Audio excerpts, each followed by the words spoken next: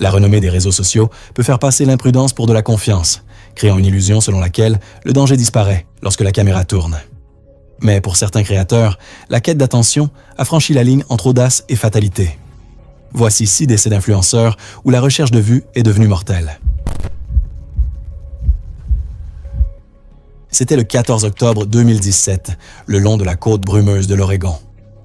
La marée était basse, exposant des rochers sombres et glissants. Un petit trépied et un téléphone équilibré sur du bois flotté faisaient face à l'océan gris, où la tentative d'un homme d'impressionner une poignée de suiveurs en ligne allait tourner à la catastrophe. Evan Price avait 27 ans, était barista à temps partiel et autodidacte en cueillette à Eugene. Il gérait une petite page Instagram, un projet secondaire qu'il espérait pourrait attirer des sponsors de marques de plein air ou de chaînes de cuisine. Il suivait religieusement les influenceurs de la nature, mais vérifiait rarement leurs affirmations, citant souvent des fils de discussion Reddit pour identifier les plantes comestibles. Il possédait de l'équipement de camping de base et une caméra GoPro de contrefaçon et passait les week-ends à filmer des vidéos courtes et improvisées. Des extraits de son soi-disant expertise. Ses publications suscitaient un engagement modéré, mais Evan aspirait à une percée, quelque chose d'assez risqué pour devenir viral. Les côtes humides du nord-ouest Pacifique sont connues pour leur abondance de champignons sauvages. De nombreuses variétés comestibles ressemblent presque identiquement à des espèces toxiques, un fait souligné à plusieurs reprises par les panneaux des parcs d'État et les guides de cueillette locaux. Evan a ignoré ces avertissements. En ligne, il avait récemment regardé un clip viral d'un blogueur européen mangeant un champignon vénéneux qui s'est avéré inoffensif en raison d'une erreur d'identification. Son imprudence n'était pas malveillante, juste stupide. Cet après-midi-là, Evan et son ami, Amir, ont fait une courte randonnée près du sentier près de Cape Lookout. Il y avait du brouillard, la visibilité était inférieure à 50 mètres et l'air sentait le sel et le bois en décomposition. Ils se sont arrêtés près d'une étagère en bois flotté où Evan a disposé des champignons qu'il avait cueillis plus tôt sur une pente ombragée. Il a dit à Amir de mettre en place la caméra pendant qu'il triait la pile, la nommant avec une confiance stupide « Girole, pleurote, pleurote du panico ». La pile comprenait également un spécimen presque entièrement blanc, sa tige épaisse, son chapeau lisse, une espèce d'amanite mortelle. Evan ignora l'hésitation d'Amir, disant qu'il vérifierait la forme sur Google. Ils ont filmé juste avant midi. Evan parlait à la caméra, plaisantant que c'était son test de goût d'Oregonien. Il a tranché des morceaux avec un couteau de poche et a mâché en décrivant les saveurs. Pour le reste de l'après-midi et de la soirée, il se sentait bien. Aucun inconfort, aucune nausée. Il a même téléchargé un court extrait annonçant un post sur un dîner de cueilleurs pour plus tard. Environ 10 heures après avoir mangé, les symptômes ont commencé brusquement. Vomissements violents, douleurs abdominales et diarrhée. Amir a d'abord pensé que c'était une intoxication alimentaire due à quelque chose d'autre qu'ils avaient mangé et l'a aidé à se réhydrater avec de l'eau en bouteille. Le lendemain, les symptômes d'Evan se sont atténués et il a plaisanté chaque semaine en disant qu'il devait avoir un estomac fort. Mais à l'intérieur, l'amatoxine de l'Amanita phalloides détruisait déjà ses cellules hépatiques. Dès le 3e jour, sa peau est devenue jaune et il a commencé à articuler de façon confuse, montrant des signes d'encéphalopathie hépatique. Amir a appelé les services d'urgence à nouveau quand Evan est devenu désorienté et a commencé à vomir du sang. Les ambulanciers les ont rejoints dans l'après-midi et l'ont transporté d'urgence à un hôpital à Tillamook. Les médecins ont identifié une insuffisance hépatique aiguë, compatible avec un empoisonnement à l'amanite, et l'ont transféré à Portland pour des soins spécialisés.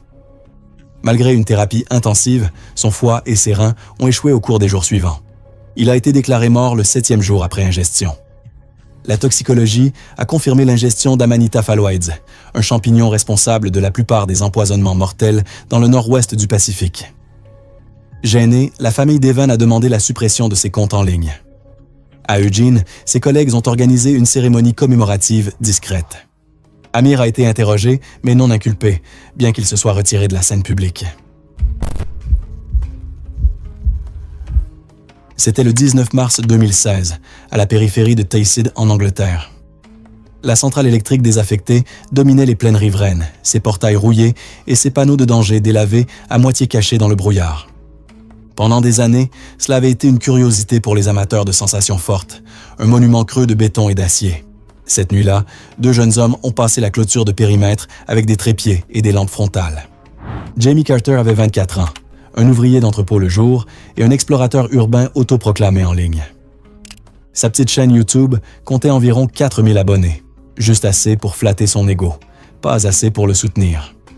Il avait une réputation dans les forums pour prendre des risques inutiles afin d'obtenir l'angle, escaladant les passerelles et se faufilant à travers des conduits que la plupart des explorateurs évitaient.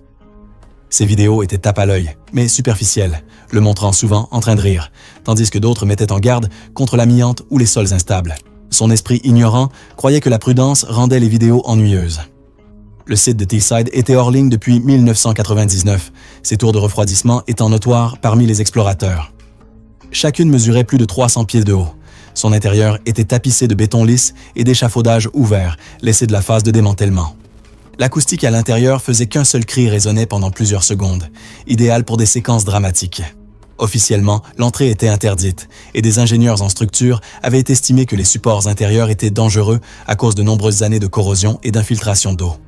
Rien de tout cela n'importait pour l'esprit obtus de Jamie. Il avait regardé des images de drones plus tôt cette semaine et avait dit à un ami que ce serait facile d'entrer, tournage rapide. Son ami, Liam, a accepté à contre-cœur de filmer d'en haut. Ils sont arrivés vers minuit. Le brouillard s'était épaissi, étouffant le bruit de la circulation lointaine et faisant paraître les tours sans fin. Ils ont transporté un équipement de caméra basique, une petite barre LED et une caméra fixée avec du ruban adhésif au casque bon marché de Jamie. En utilisant un coupe-boulon, ils ont élargi une ouverture dans la clôture et ont glissé à l'intérieur. Le sol était glissant à cause des algues et de la suie. Après avoir installé la lumière principale près du bord, Jamie a commencé à descendre l'escalier de maintenance étroit fixé au mur intérieur de la coque de la tour. Liam était resté près du sommet, ajustant la caméra principale et appelant occasionnellement pour des vérifications. Des images récupérées plus tard montrent Jamie atteignant le palier à mi-chemin, une passerelle rouillée avec des flaques d'eau stagnantes. Il a dirigé sa caméra vers le haut, criant pour tester l'écho, souriant du résultat. Il s'est ensuite dirigé vers une plateforme d'échafaudage suspendue au-dessus de la chute centrale. Cela semblait assez stable dans la lumière tamisée, mais la corrosion avait rongé les entretoises transversales. La caméra de Liam l'a filmé en train de monter dessus, une main sur la rampe avant que le métal ne cède. La vidéo bouge violemment alors que la caméra du casque de Jamie se retourne plusieurs fois, capturant un flou de béton gris avant l'impact. L'audio de Liam enregistre un seul cri court, puis un bruit métallique aigu qui résonne pendant plusieurs secondes. Désorienté, il cria pour Jamie, sa voix était faible dans la chambre creuse. Il descendit plusieurs marches avant de réaliser le danger. L'air à l'intérieur était lourd de poussière et de gouttes résonnantes. Lorsque les équipes d'urgence sont finalement arrivées guidées par son appel, les équipes spécialisées en incendie et sauvetage ont mis près de 2 heures pour atteindre la base avant que les ambulanciers ne confirment le décès dû à de multiples blessures par objets contondants. Les enquêteurs ont fait correspondre les horodatage de la caméra du casque avec la vidéosurveillance du périmètre de l'usine, confirmant leur entrée illégale à 23h48. Par la suite, les autorités locales ont scellé le site avec des clôtures renforcées et des caméras activées par le mouvement. Liam a été accusé d'intrusion aggravée et condamné à une amende en vertu des dispositions sur les violations de sécurité. Dans la communauté d'exploration urbaine, les forums ont été animés par des débats sur la sécurité. La dernière vidéo de Jamie a circulé brièvement avant d'être retirée par les modérateurs. C'était le 7 juillet 2018, dans un complexe de bien-être au centre de Stockholm. Une chaleur humide planait sur les lieux alors que les visiteurs arrivaient pour la session du samedi soir, se détendant après le travail. Parmi eux se trouvait une jeune femme qui installait un téléphone devant le plus grand sauna à vapeur. Un petit geste qui allait bientôt se transformer en quelque chose d'irréversible. Linnea Carlsson, 21 ans, était une vlogueuse de bien-être avec un petit, mais fidèle public. Sa chaîne était axée sur la thérapie par contraste, plongeant dans des bains de glace, sprintant de la neige au sauna ou retenant son souffle sous l'eau, toujours à la recherche de preuves qu'elle pouvait maîtriser l'inconfort. Sa personnalité mélangeait discipline et impulsivité. Ses amis disaient d'elle qu'elle était obsédée par l'idée de paraître calme, peu importe l'extrême de la cascade. Dernièrement, elle était tranquillement frustrée. Les créateurs plus connus obtenaient des contrats avec des marques de spa et des sponsors de compléments alimentaires alors qu'elle restait bloquée à quelques milliers de vues. Le défi d'endurance qu'elle avait prévu n'était plus une question de santé. Il s'agissait de prouver enfin qu'elle appartenait, même si l'idée était dangereusement stupide. Techniquement, les hammams dépendent d'un équilibre soigneux entre la chaleur et l'humidité. L'ancien appareil à vapeur dans le spa public que Linnea a visité cette nuit-là était conçu pour maintenir environ 122 degrés Fahrenheit, mais son thermostat a commencé à mal fonctionner, produisant des poussées de chaleur beaucoup plus élevées sous une humidité maximale. Dans cet environnement, sans évaporation pour refroidir le corps, une surchauffe peut se produire en quelques minutes. Les journaux de maintenance ont ensuite confirmé des surtensions répétées ces dernières semaines. Le personnel décourageait généralement les longues séances en solo. Mais l'attitude calme et confiante de Linnea a poussé l'assistant à supposer qu'elle savait ce qu'elle faisait. Elle a dit qu'elle ne serait à l'intérieur que brièvement pour enregistrer un court segment pour sa chaîne. À 20h37, elle est entrée dans le hammam enveloppée dans une serviette, a laissé la porte ouverte un moment pour ajuster son téléphone sur le banc, puis l'a scellé. À l'intérieur, son téléphone a enregistré une respiration régulière pendant les 5 premières minutes, puis des halètements de plus en plus superficiels. La condensation a brouillé l'objectif. À la 8e minute, sa posture a changé. Elle s'est penchée en avant, un bras appuyé sur le banc. La température interne avait dépassé 230 degrés Fahrenheit. À travers le verre, un invité proche l'a vu murmurer quelque chose d'indistinct, mais a supposé qu'elle jouait pour la vidéo. Les images de la vidéosurveillance ont montré de petits détails, de la condensation coulant sur la porte, Linnea se déplaçant plus lentement, la tête s'affaissant. Vers la 11e minute, un mouvement brusque. Elle a essayé de se lever et a trébuché. La vapeur s'est épaissie. À la 12e minute, une infirmière utilisant la salle de relaxation adjacente a remarqué le bruit sourd et a ouvert la porte. Les témoignages décrivent une vague de chaleur s'échappant si forte qu'elle a embué le miroir du couloir. Linnea était affaissée contre le banc, la peau marbrée, le pouls faible. L'infirmière et le personnel l'ont tirée dehors. A commencé la RCP et a demandé aux autres d'appeler le 112, le numéro d'urgence en Suède, tout en versant de l'eau froide sur son corps. Les ambulanciers sont arrivés en quelques minutes et ont continué la réanimation pendant le transport. Sa température corporelle a ensuite été mesurée à 108,1 degrés Fahrenheit, ce qui est compatible avec une hyperthermie avancée et un stress multi-organes. Malgré un refroidissement agressif et des liquides intraveineux, elle a subi un arrêt cardiaque à l'hôpital et a été déclarée morte à 22h12. Les rapports médicaux ont cité un coup de chaleur compliqué par une déshydratation et une extraction retardée. Les autorités ont temporairement fermé le spa, ordonnant une inspection immédiate de toutes les unités de contrôle de vapeur. La direction a révisé la politique pour exiger que le personnel vérifie les salles toutes les 10 minutes lorsqu'elles sont occupées. Après coup, la nouvelle de sa mort s'est répandue dans les médias suédois pendant quelques jours. En ligne, la réaction a été mitigée. Certains ont pleuré sa dédication. D'autres se sont moqués de sa décision de filmer une cascade d'endurance seule. Les forums de bien-être ont transformé l'incident en exemple de prudence, disséquant ses erreurs avec un détachement clinique. C'était le 28 mars 2015, dans le marché bondé de Dadar à Mumbai. La chaleur de midi scintillait sur les auvents en étain et les ruelles étroites résonnaient des klaxons des rickshaws, des cris des vendeurs ambulants et du mouvement constant des acheteurs. À un coin, une camionnette blanche était garée, son moteur tournant au ralenti, sans rien de remarquable au milieu du chaos. Personne ne savait que dans quelques minutes, une farce destinée à des vues en ligne déclencherait la panique et mettrait fin à la vie d'un jeune homme. Arav Singh, 22 ans, avait construit une petite mais rapidement croissante chaîne de farce sur Facebook qui prospérait grâce à des réactions chocs et à des vidéos d'expériences sociales publiques. Il n'était pas malveillant, juste impatient et ignorant de jusqu'où aller trop loin. Ces vidéos montraient des évanouissements simulés, des tests de vol de portefeuille et des faux cambriolages, tous présentés comme des amusements inoffensifs. Ce mois-là, une agence de contenu locale avait remarqué sa page et laissé entendre un futur parrainage. Arav l'a pris comme une motivation pour pousser plus fort, sans se rendre compte à quel point son idée suivante était vraiment dangereusement stupide. Lui et 2 amis ont conçu un scénario d'enlèvement public. Le plan était de simuler un enlèvement dans une zone animée, de filmer les réactions et de révéler ensuite la vérité.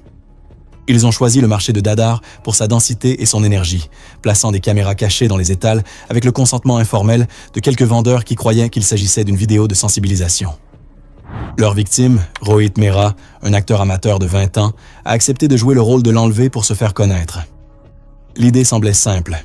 2 hommes masqués devaient attraper Rohit, le pousser dans le camion et partir. Arav coordonnait à distance, tenant la caméra principale.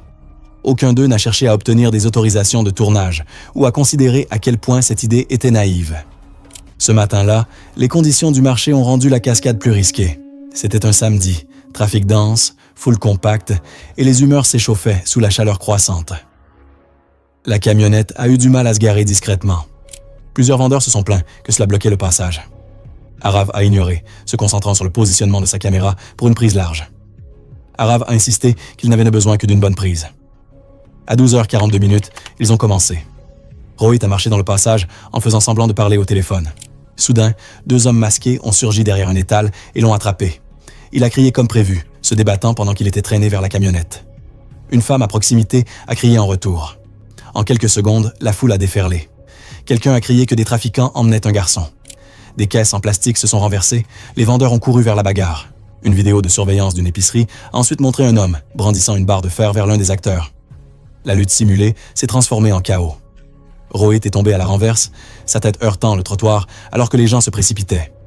Arav a laissé tomber son appareil photo et s'est frayé un chemin à travers la foule en criant pour qu'il s'arrête, mais sa voix s'est perdue dans le bruit. Après coup, les cris se sont transformés en silence. Rohit était immobile, sa poitrine comprimée par le piétinement. Du sang sur le trottoir mélangé à de la pulpe de fruits renversés. La police du commissariat local de Dadar est arrivée en quelques minutes, arrêtant Arav et les deux amis masqués alors que la foule furieuse se rapprochait. Les officiers ont récupéré leurs caméras, confirmant l'installation à partir des séquences enregistrées. Rohit, le jeune acteur engagé pour la cascade, a été transporté d'urgence à l'hôpital de Sion, mais a été déclaré mort des suites de blessures internes. Les autorités ont inculpé Arav et son groupe pour homicide involontaire et mise en danger du public. L'association du marché a imposé une interdiction permanente de tournage sans autorisation officielle. Facebook a supprimé la page d'Arav en quelques jours. C'était le 6 novembre 2016, un après-midi de dimanche à Buenos Aires, en Argentine. Des foules remplissaient les étroites ruelles pavées de San Telmo, où de vieilles calèches passaient devant des étals d'antiquités et des musiciens de rue jouaient de la guitare au soleil. Parmi eux, un jeune créateur de contenu préparait ce qu'il appelait un moment vintage. C'était censé être rapide, un coup de maître ludique et élégant pour les réseaux sociaux. Mateo Alvarez, 28 ans, avait construit une petite audience en ligne, en mélangeant la mode d'autrefois avec une touche moderne. Gilets, bretelles, cheveux gominés et vidéos soigneusement mises en scène qui transformaient des scènes de rue ordinaires en courtes dramatiques visuelles. Il n'était ni riche ni célèbre, mais il voulait se démarquer dans une ville remplie d'artistes. Il prenait des risques lorsque cela rendait une scène mémorable, grimpant sur des tramways, dansant près de véhicules en mouvement, patinant à travers les intersections. Ses amis le décrivaient comme acharné et impatient, convaincu qu'un clip parfait pourrait le propulser vers la notoriété. San Telmo était sa scène choisie, bondée, nostalgique et pleine de vieilles calèches qui transportèrent les touristes le week-end. Les calèches avançaient lentement, menées par des chevaux habitués au bruit de la ville. Leurs conducteurs avaient l'habitude de se faufiler parmi les piétons.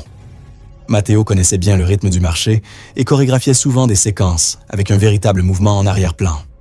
Ce samedi-là, il a décidé de surpasser les vidéos précédentes en sautant sur une calèche en mouvement. Comme dans un vieux film, avait-il dit à ses amis plus tôt. Il a choisi une calèche touristique, bien entretenue, tirée par 2 chevaux bais foncés, jugeant l'allure suffisamment lente pour l'attraper. Le plan était aussi simple que stupide. Vers 15 heures, Mateo a demandé à un ami de filmer depuis un banc de café avec un téléphone en direct. Un autre ami le préviendrait lorsque la calèche tournerait le coin. Le sol était inégal à cause de la pluie précédente, mais il a imprudemment ignoré les préoccupations. Le conducteur, ignorant la cascade, a guidé son équipe à travers la voie comme d'habitude. Les témoins ont dit plus tard que le cheval allait plus vite qu'il n'y paraissait. Mateo a couru en avant pour aligner sa course, a attendu le bon moment, puis a sprinté. Il s'est précipité à côté de la calèche et a attrapé le marchepied en métal. Le direct a capturé le moment. Un sourire, un demi-saut, puis un éclair de mouvement alors que son pied droit perdait de l'adhérence sur le pavé glissant. Il attrapa la marche d'une main, se balança sur le côté et s'écrasa contre le logement de la roue. La caméra a sursauté. Un cri de surprise se fit entendre dans la foule. La roue heurta sa hanche, le faisant tourner en arrière sous la trajectoire de la calèche. Le cheval, surpris par l'impact, se cabra légèrement avant de s'élancer en avant. La calèche sursauta, une roue passant sur le bassin de Mateo alors que les spectateurs criaient. Les touristes se dispersèrent tandis que les vendeurs lâchaient leurs marchandises pour se précipiter. Le conducteur peinait à tirer les rênes, les chevaux glissant brièvement sur les pierres mouillées.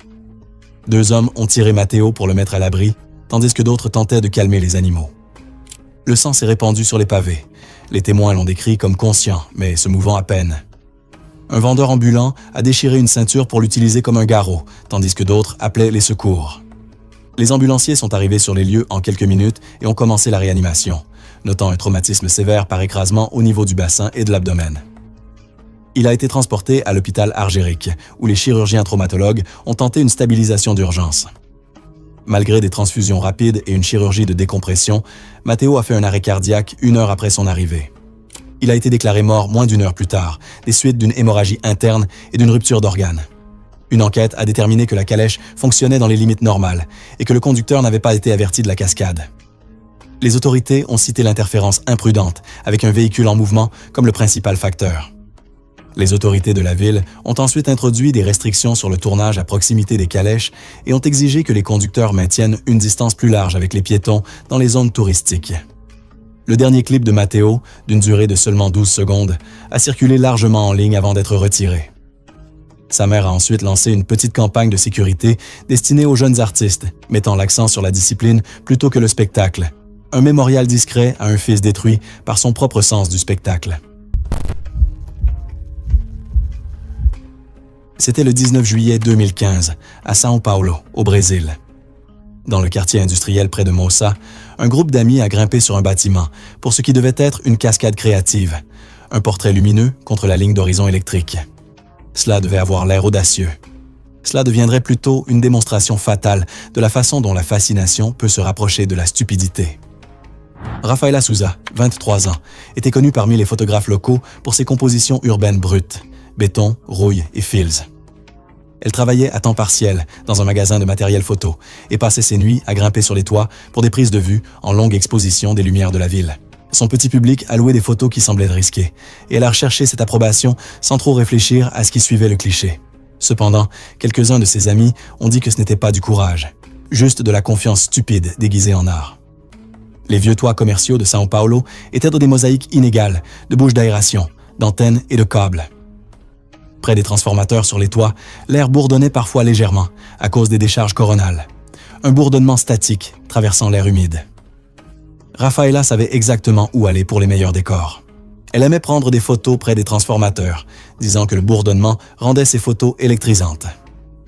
Ses amis lui disaient que c'était stupide de se tenir si près, mais elle s'en moquait, avec une confiance insouciante qui vient de ne pas vraiment croire que quelque chose de mal pourrait arriver.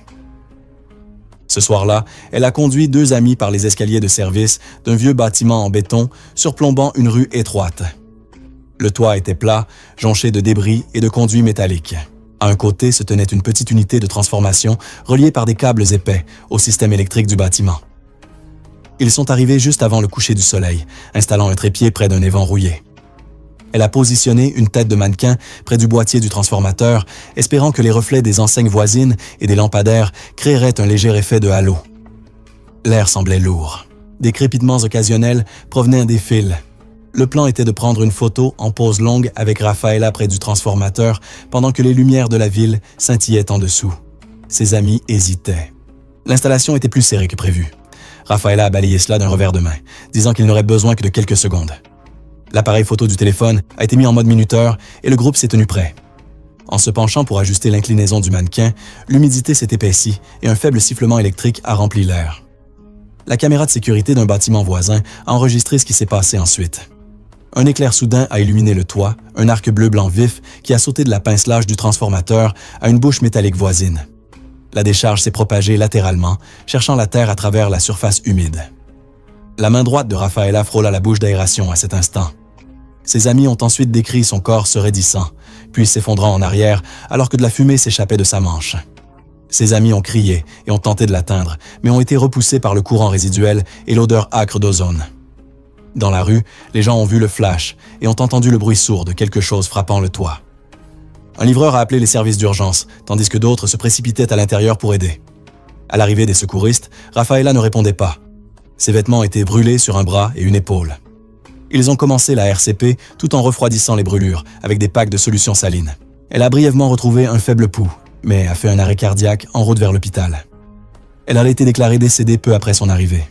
Les rapports médicaux ont cité une insuffisance cardiaque et des brûlures électriques profondes, compatibles avec un choc électrique à haute tension. Les inspecteurs des services publics ont ensuite trouvé un collier de mise à la terre corrodé sur le transformateur et des traces d'arc entre la ventilation et le conduit de toit. Le propriétaire de l'immeuble n'avait jamais déposé de rapport d'entretien. Les autorités ont conclu que la décharge était spontanée, mais fatale seulement en raison de la proximité de Rafaela. Les amis ont retiré son brouillon de photos des réseaux sociaux et ont organisé une petite commémoration. La société de service public a discrètement remplacé des équipements défectueux sur les toits dans toute la ville et a financé un atelier de sécurité pour le quartier. Un petit geste qui a transformé la faute fatale d'un photographe en un avertissement qu'aucune image ne valait la peine d'être répétée. Merci d'avoir regardé. Vous avez aimé ce que vous avez vu? Cliquez ici pour en voir plus.